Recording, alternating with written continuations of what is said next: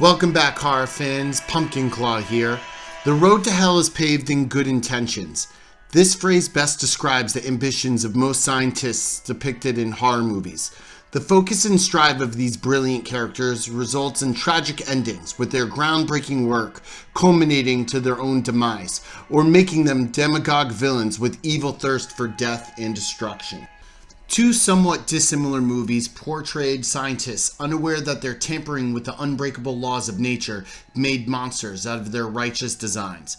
I'm going to create a fantasy booking between the final form of Brundlefly from the 1986 film The Fly and the Judas Breed from the 1997 movie Mimic. Let us first explore the Brundlefly. Seth Brundle, while working for Bartok Industries, made a breakthrough in the concept of teleportation using pods.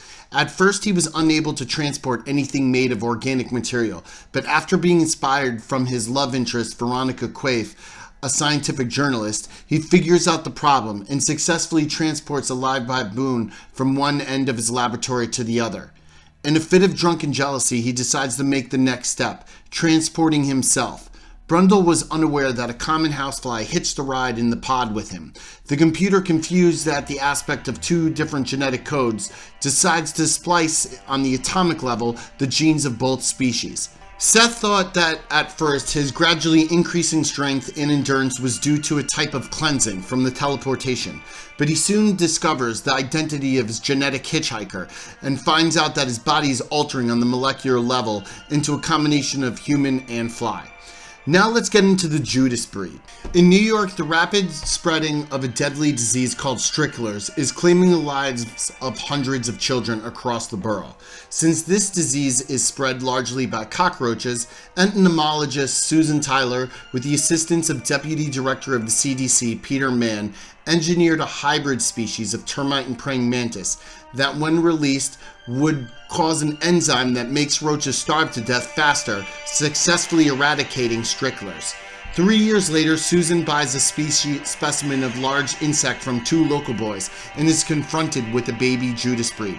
After further investigation into the sewers, they find that not only did all female population not die off after a single generation, but that their unnaturally accelerated metabolism, originally used to kill off the cockroaches, allowed the species to evolve over tens of thousands of generations in a short time span.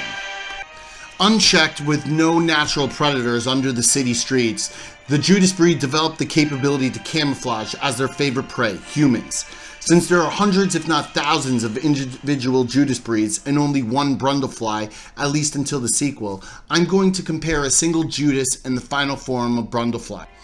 The Brundlefly final phase is only revealed at the end of the film, but the movie offers enough evidence to speculate what the Brundlefly was capable of, and I am going to conjecture the strengths that are portrayed by the changing Seth throughout the movie. The first revelation of genetic change displays in Seth's increased strength and stamina. His physical ability to acrobatically maneuver the bar in his apartment, as well as breaking the man's wrist during the bar scene, show that his muscles and internal structure has inherited the comparative strength from its insect DNA. Since at the end of the movie, the final form of Brundlefly easily threw Veronica into the telepod, then overpowered Stathis, it can be assumed that the final form retained the strength, if not increased, once the Brundlefly discarded the decomposing exterior remnants of its human form. Another demonstration of strength could be the ease at which the Brundlefly broke through the glass of the telepod when trying to prevent Stathis from breaking the connection to transfuse itself with the pregnant Veronica. In my opinion, the strongest factor Brundlefly possesses, and the most dangerous, would be its digestive enzymes that project onto any object, liquefying them. It is a combination of saliva and digestive juices that dissolve solid matter into liquid form to suck up through the proboscis, which can be clearly seen during close-ups of the Brundlefly. Brundle had Veronica first capture this ability on video when he discovered that his teeth were falling out and solid food caused great pain when ingested. This also was used against Stathis when Brundle, before final transformation, retched on his hand and ankle, then proceeded to attempt at regurgitating on Stathis' face before Veronica prevented this. The Judas Breed is a mutant hybrid. Its physical strength is displayed when the preacher on the roof tries to escape, but the Judas easily tears down the metal door, forcing the man to fall to his death in order to prevent being eaten. This not only exhibits the creature's ability to destroy solid objects with ease, but also the sharp penetrating capability of its 6 legs. Unlike the Brundlefly and most insects, the Judas can cling to walls, usually defecating on ceilings. Both have insect-like agility to cling and maneuver against surfaces, going either vertically or even hanging directly upside down. Its legs are used to tear the flesh from prey, as when the single Judas attacked and killed the 2 boys in the subsewers. With a serrated ability to tear through tissue and mandibles capable of ripping and consuming anything organic and non-organic, as was shown when Peter and Josh found chewed buttons in the feces during their investigation of the quarantined area in the Chinese church. The Judas are capable of withstanding large amounts of damage. When Susan stabbed the baby with a pin, it was still alive and communicated with the larger one for help. In the sewers, she was able to puncture an adult Judas's torso with a large piece of metal, and yet it still continued its assault undeterred. The Judas Breed's most valuable feature for its strength is its ability to camouflage. Over the thousands of generations breeding under the sewers of New York, they evolved to eat flesh, and though one was shown eating a dog, it is believed their main diet are humans, developing the ability to mimic the likes of a human face and draping their bodies with their wings to appear like a human wearing a trench coat. Another strength both Brundlefly and Judas Breed share is an insect's instinctive lack of empathy.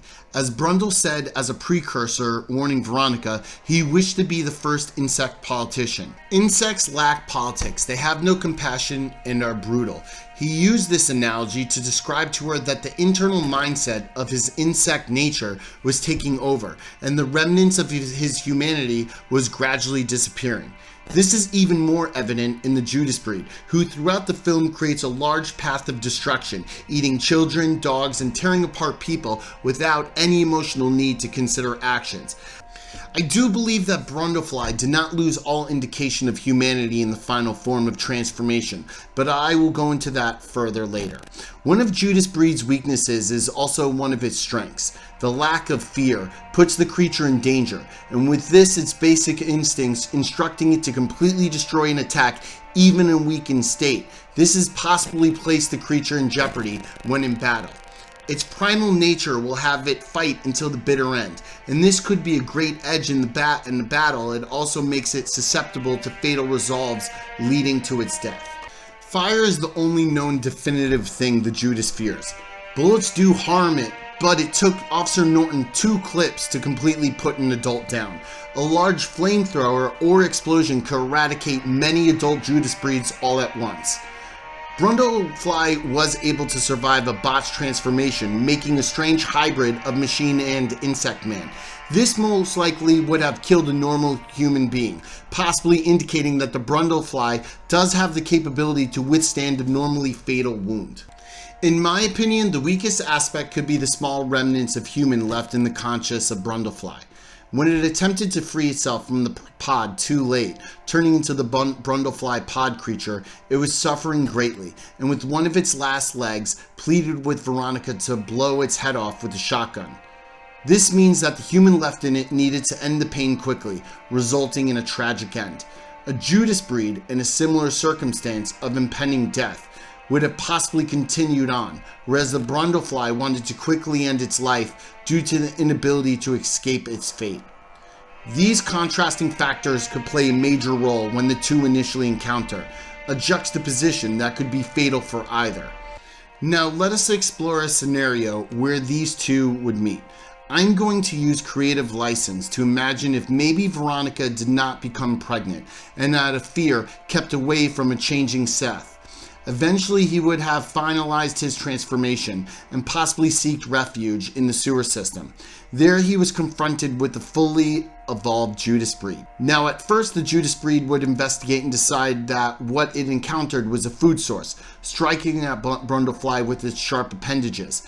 The Brundlefly uses the saliva enzymes to harm the Judas, and depending on where the digestive juices lands, either on a leg or even thorax, the Judas is injured and goes into defensive mode to kill its attacker, becoming even more aggressive.